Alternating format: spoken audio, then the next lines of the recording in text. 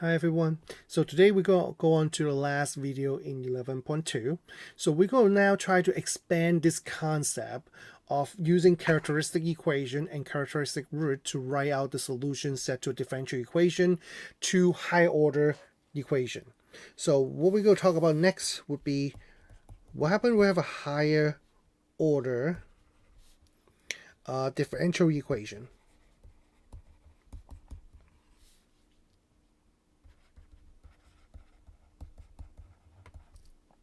But of course, we are still going to focus on just constant coefficients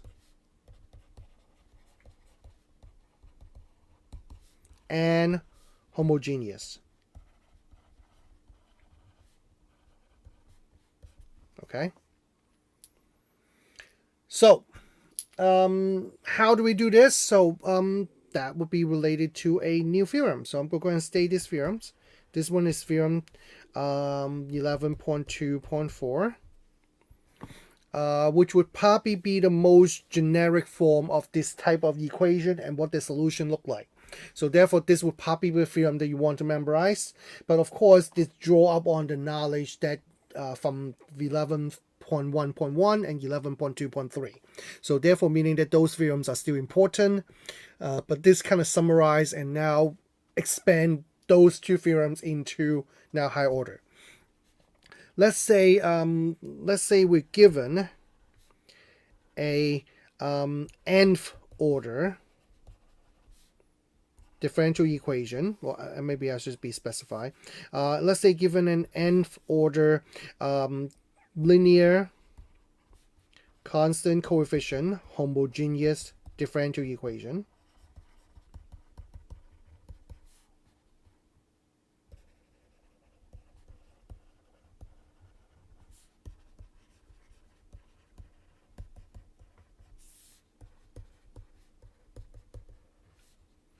In what we call factored differential operator form.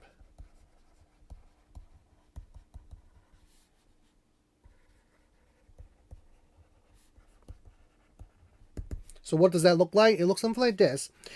D minus R1 times D minus R2 dot to D minus Rn of y equal to 0.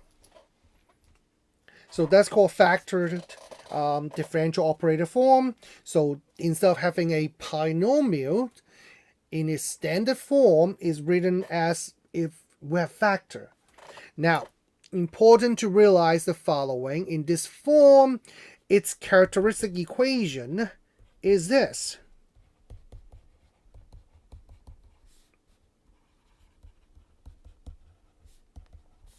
Is essentially R minus R1 times R minus R2 dot times R minus Rn equal to 0. And therefore, if you solve for it, since these are all multiplied together and the result equal to 0, zero product property apply, and therefore indicate that each of these factors must be 0. And therefore, tell me that its characteristic roots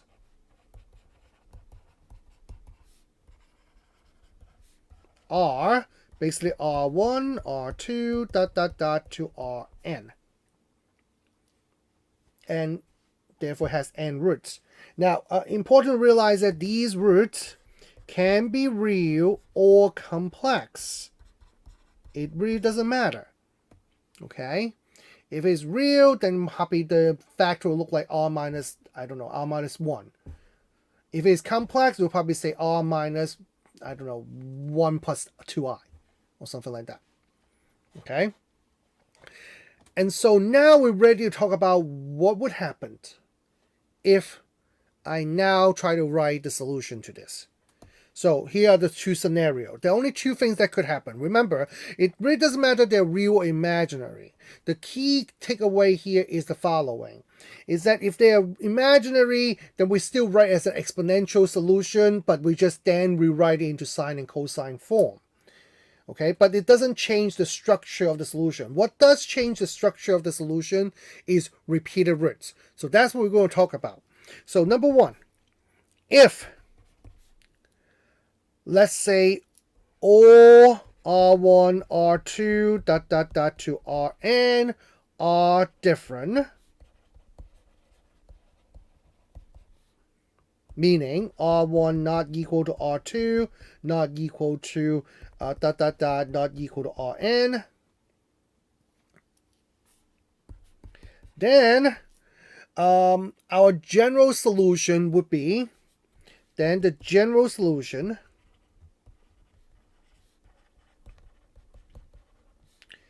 is basically in this form, is equal to, maybe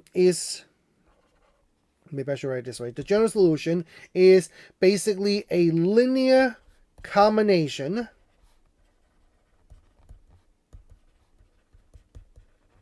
of the corresponding exponential solution, a linear combination of e to r1x, e to r2x, to e to the rnx.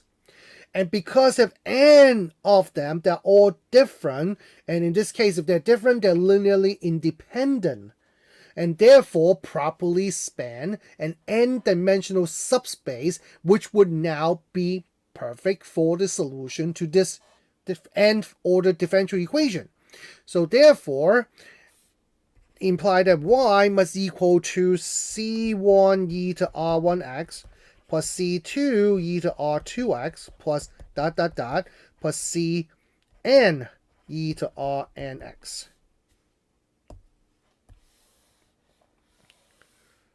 So that's the general solution if every single one of them are different. Now comes the big question. What if some of them are the same? So let's say 2.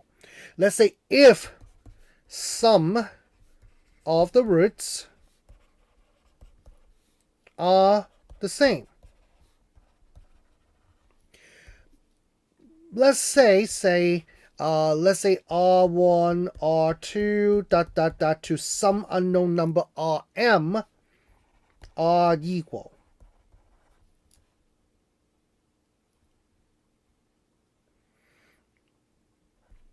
Implying, let's say R1 equal to R2 equal to equal to Rm. Then what happened is the following. Then the terms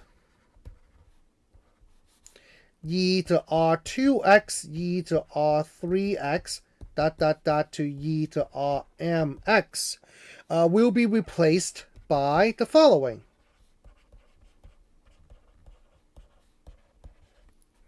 By x e to r1x, x squared e to r1x, to x to m minus 1 e to r1x. So therefore, we still write out the solution the same exact way. But except if they are repeated, then those terms, these, get swapped out with these that have an extra x in front with rising power as more of the terms are repeated. And of course, the coefficient, and I know someone probably like, okay, I'm not sure how to deal with case 2. I'll show you an example and you'll see it's pretty easy, but I just want to finish up the theorem. The coefficients C1, C2, to Cn will be uniquely determined by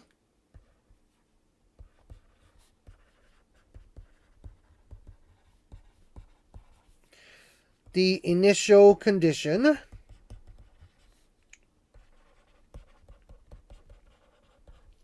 and what the initial condition at a specific x sub 0 value, y of x sub 0, y prime of x sub 0, y double prime of x sub 0, and this pattern continue to y to n minus 1 derivative of x sub 0. Important to understand is that there are n initial condition in this case to find n that many arbitrary coefficient. in front of a dimension n subspace. Now, it might be a little confusing to try to figure out what does this case 2 would be. So let me show you an example. Okay, and let's see we can do this. Okay, so how about we do this one first? Example. Let's say we're going to try to solve this one.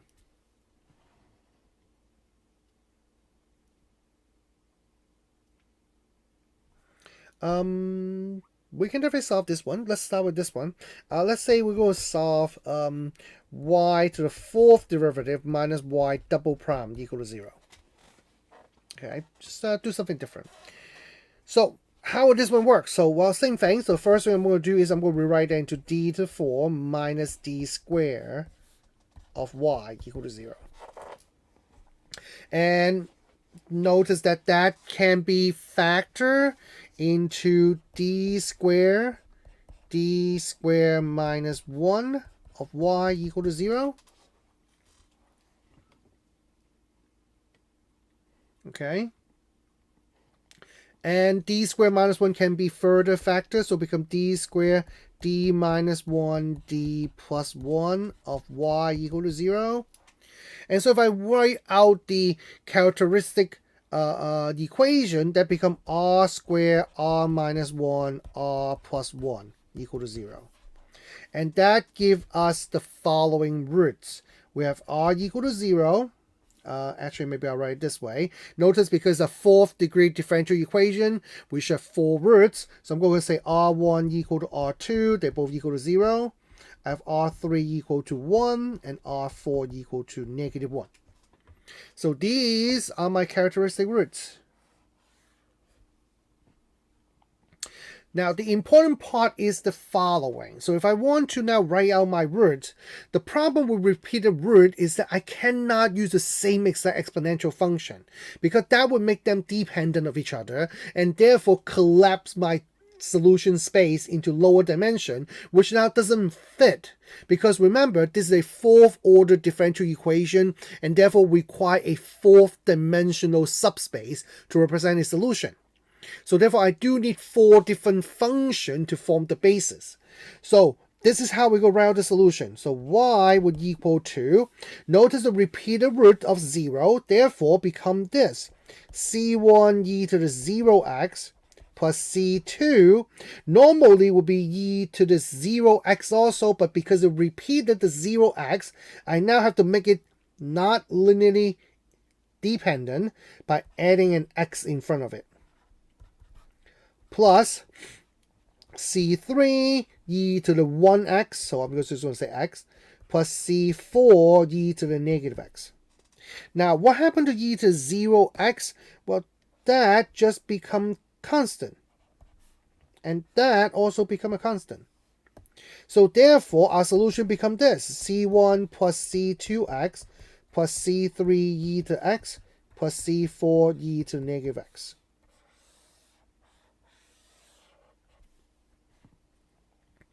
That's our solution. So we show that we have a repeated root. That's why we have this little part right here where there's a C1 and then C2x.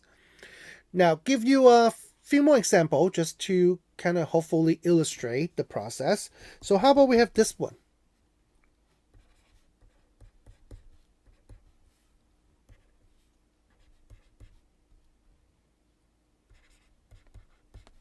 Oh, maybe triple prime, I guess.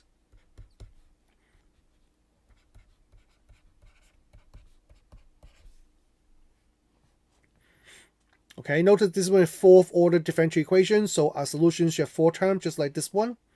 So once again, let's go through the process. So that would mean that this should equal to d to the 4th minus 4d to the 3rd plus 4d squared of y equal to 0. So pull out the d squared, then have d squared minus 4d plus 4 of y equal to 0. And notice that this is still factorable, so I'm going to factor that. So that becomes actually d minus 2 squared of y. So this one also have 4 roots, but they have actually 2 pair of repeated roots.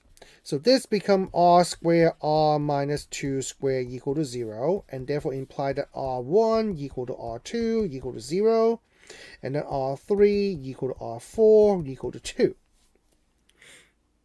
So how does the solution look like? Well, the solution will look something like this.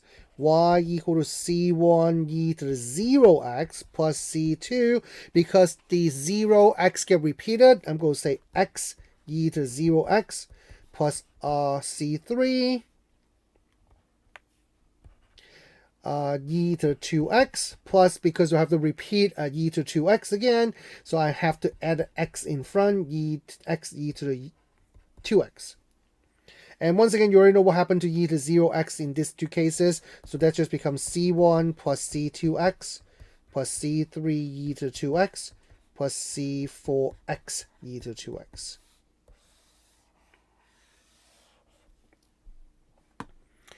All right. Now, you could also have something like this. Something like this one. Y triple prime minus 3y double prime plus 3y prime minus y equal to 0.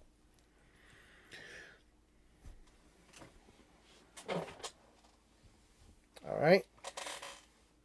So, interesting thing for this one is that this one, some of you might recognize that this is a perfect cube. Some of you might recognize that this is a perfect cube, and it is. Now, if you don't recognize it, this actually is still factorable. You just have to know how to factor it. So I can definitely just quickly go through the way to factor this. The way to factor this is the following. I'm going to go and write it into a characteristic equation first. That would be r to the third minus 3r squared plus 3r minus 1 equal to 0. Okay, and the way to factor this is actually using factor by grouping, but it's a little tricky because you can't group it the way it is. You have to rearrange them first. So that would be r to the third minus 1 minus 3r squared plus 3r equal to 0. And I'm going to factor them by grouping now. I'm going to group these two together and these two together. And if I factor the first two, notice that that is a difference between two perfect cubes. So the way to factor that, it becomes r minus 1 times r squared plus r plus 1. And then these last two, I can factor out negative 3r, and that becomes r minus 1. And notice the r minus 1 now common that I'm going to pull out. And then when I combine r squared plus r plus 1 to minus 3r, that becomes r squared minus 2r plus 1. Because r minus 3r is negative 2r. And that is now once again factorable. And that factor into r minus 1 times r minus 1. And voila, that becomes r minus 1 to the third equal to 0. So therefore, meaning that this is d to the third minus 3d squared plus 3d minus 1 of y equal to 0. That becomes r to the third minus 3r squared plus 3r minus 1 equal to 0. In its characteristic equation, factor to r minus 1 to the third equal to 0. Therefore indicate r1 equal to r2 equal to r3. They all equal to 1. So what we have here is referred to as a triple root. So a triple root work out same thing as double root. You just add more terms in, and you just make sure that they are not linearly dependent by adding more powers of x in front.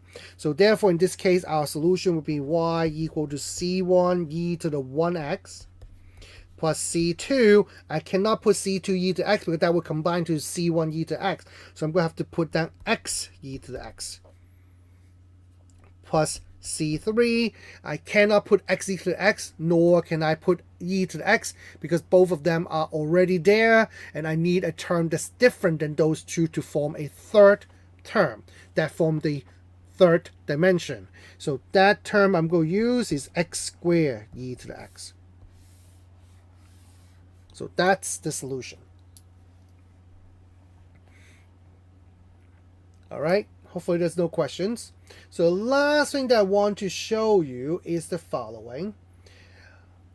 using the concept of characteristic roots, I can actually kind of rewrite or find an equation based on the roots that we saw.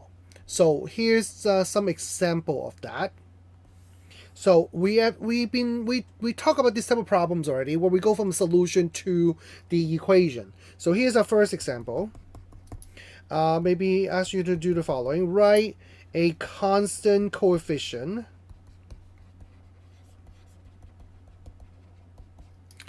differential equation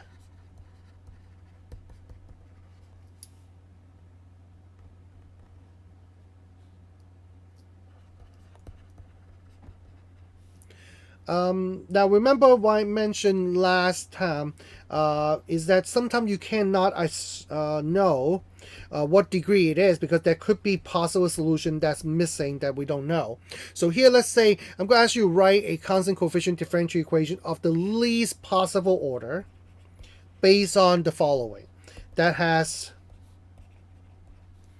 the following function: e to x, e to 2x, and e to the negative 2x as its solutions. Now notice that I gave you three terms and they're all linear independent, so therefore meaning that the solution set to this differential equation at least spanned by three elements. Okay, now we're not given the basis that form all the solution set, so therefore we don't know what order this equation is. But by the fact that we have three linear independent terms, therefore imply that this equation must be at least third dimension or higher. Now, how do I actually write the equation? Same way, we'll just basically reverse engineer the solution. So we have e to x, e to 2x, and e to negative 2x. E to x tell me that r equal to 1 is one of the roots. E to 2x tell me r equal to 2. 2 is one of the roots. E to negative 2x tell me r equal to negative 2 is a third root. So therefore we have at least three roots, and therefore we should have at least, the least possible order would be 3. Order 3. If r equal to 1, then imply r minus 1 is a factor. And r equal to 2 imply that r minus 2 is a factor. And r equal to negative 2 indicate that r plus 2 is a factor. So therefore, combining these three together, my equation should be something like this. That gives us our characteristic equation.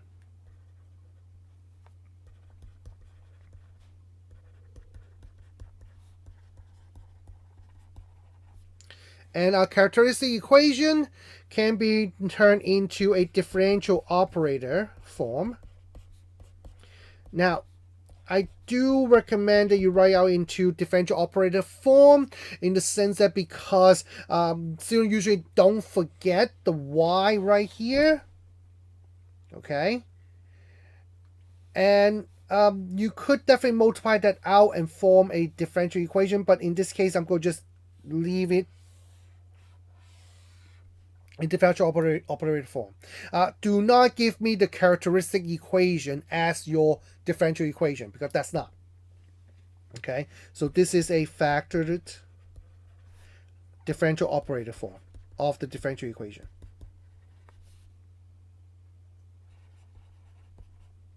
Oops.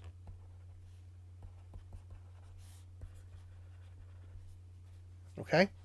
And that would be what I expect the answer to be, unless the question specifically asks you to, I don't know, expand or simplify into a differential equation.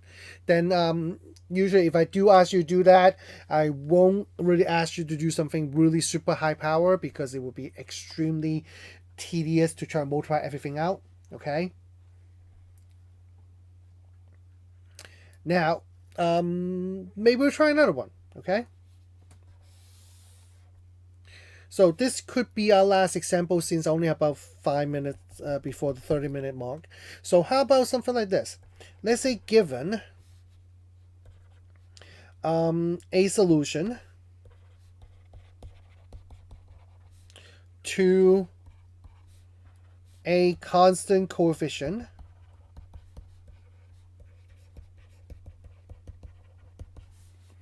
differential equation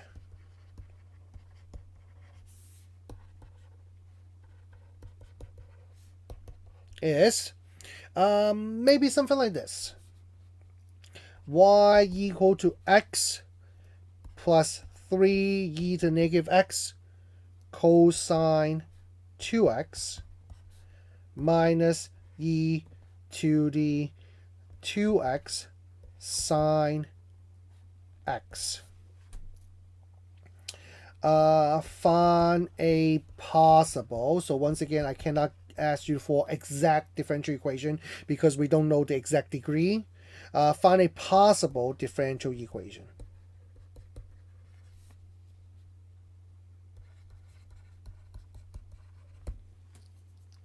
So how do we proceed with this? So we proceed the same way.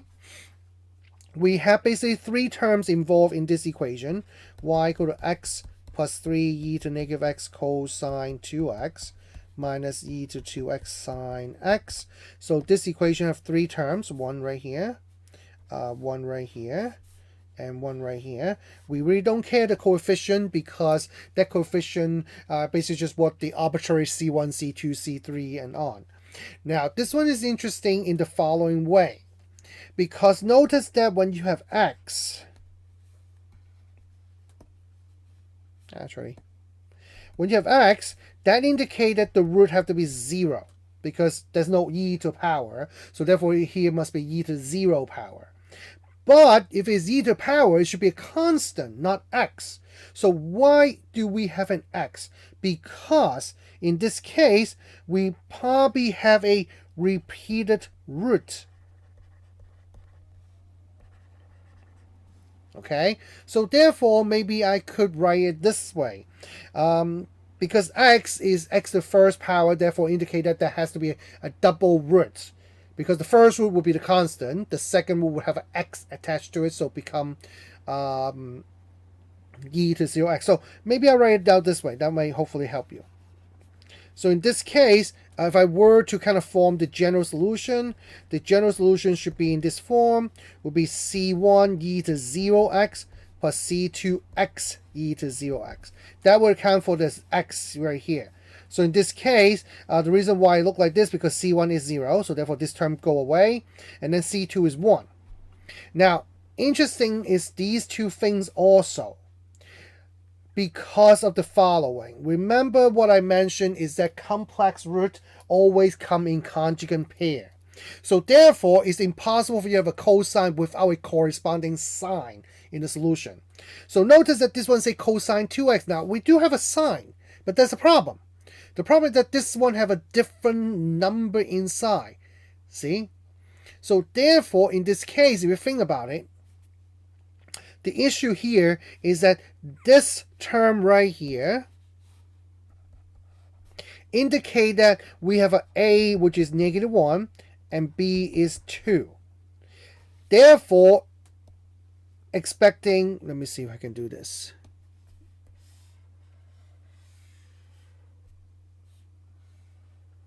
Okay, now I have a room. Okay, therefore indicate that one of the roots is equal to -1 plus 2i.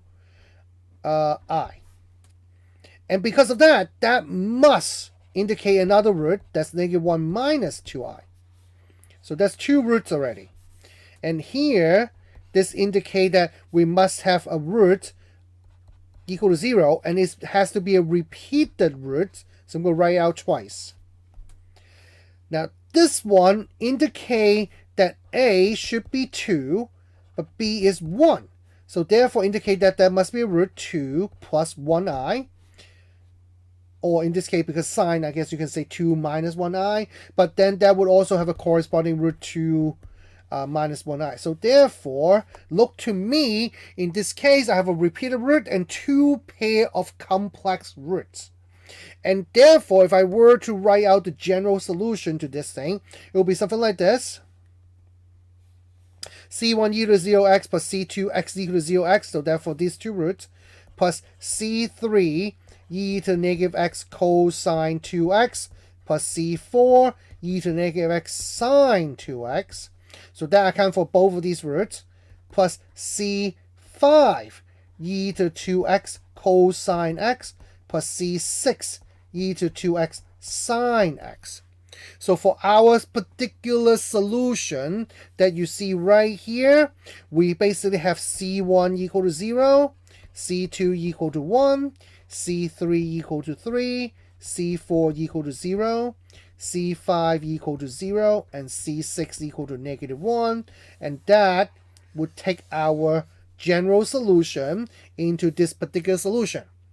So now I'm ready to kind of form the solution to this differential equation. So the way it works is the following. Because this is a two repeated root, I would have d minus 0,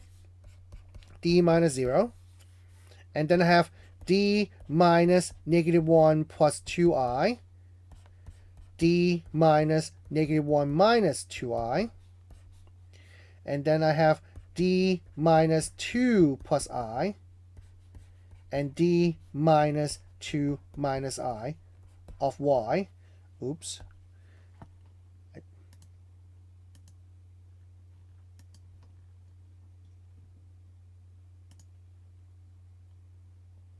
Okay, okay. Let me see.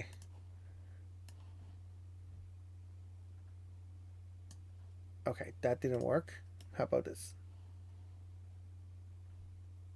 All right, there you go. I'm going to move it further over. There you go. Now I got it. Okay, equal to 0. Now, so these two just become d squared, so that's good. Now these two, I do kind of want you to multiply them together, and these last two also should be multiplied together. So take a minute to try to multiply them together. So if you take a minute to multiply them out, and I do expect you to multiply complex root like this into a quadratic term instead of like separate them in linear term, but I'm not going to ask you to multiply any further. So if you do multiply these two things out, this one come out to be d squared plus 2d plus 5. Remember, we actually saw that as one of the example before.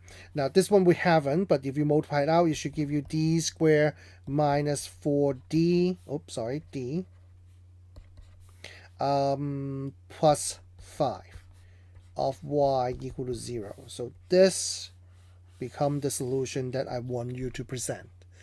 All right, that actually conclude 11.2. Okay, so that would be it. And I'll talk to you again soon. Okay, bye-bye.